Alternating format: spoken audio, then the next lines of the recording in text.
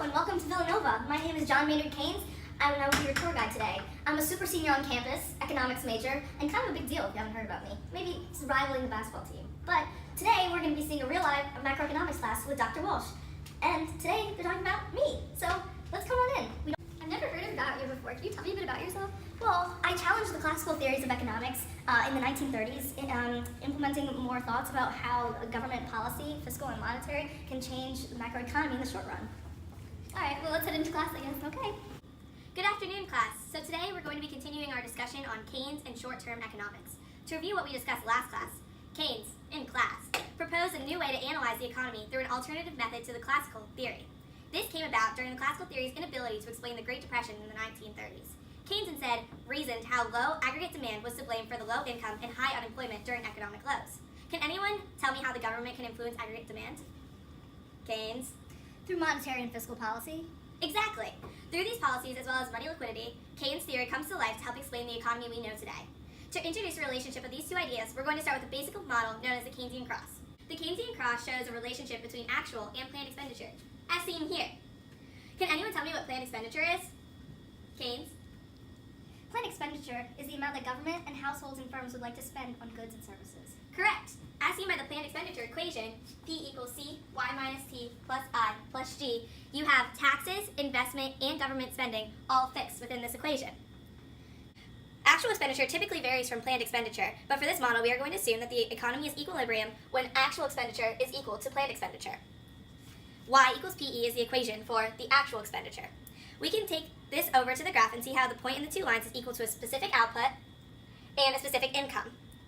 So, in order to stray away from equilibrium, we could have different things change, including if government spending was to increase, the whole planned expenditure line would go up, seen by this green line here. One more thing to pay attention to is just how taxes and government spending can shift these overall. This is called by the tax multiplier and government purchase multiplier, respectively. So next class, we're going to dive deeper into Keynes' theory on economics, but this is all for today, so go enjoy your weekend. So today we're going to be taking a tour of the Villanova campus. Look around at our beautiful community, and today we're going to be seeing what we learned in the classroom in the real live Villanova economy. So how does the university afford all of these buildings? The university gets its funding from a variety of sources, but it really depends on things like tuition and donations. Investment is extremely correlated to the output of new buildings that Villanova is able to produce. What affects whether students invest in the university? The main factor is the interest rate, or in this case, we could look at their doubt that students' money will get put to a good use. A higher doubt is equal to a higher interest rate in a way, because it is inversely related to investment. This negative relationship is shown by the negative slope of the IS curve on the ISLM curve. It is important to remember that all of this is in the short run, and we are assuming that planned donations we receive are fixed. This is very cool to see how it relates to the creation of campus. Over here, you'll be able to see our newly constructed Finneran Pavilion. Wow, it looks so nice. How did they afford to do something like that? Well, the university decided to substantially increase their spending. This shifted out the planned expenditure curve, resulting in the increase in their overall output, which can be seen in the beautiful pavilion and the other construction on campus. How much money did it take? Well, I can't say an exact number, but it was well over 60 million. 60 million? I think we could do so much more with 60 million. What about renovating Tollentine? You would think so. If you look initially at the point where planned and actual expenditure meet, you'd think output would be a lot greater than it actually is. But there's more to the story. More money. People see their own donations as not as important.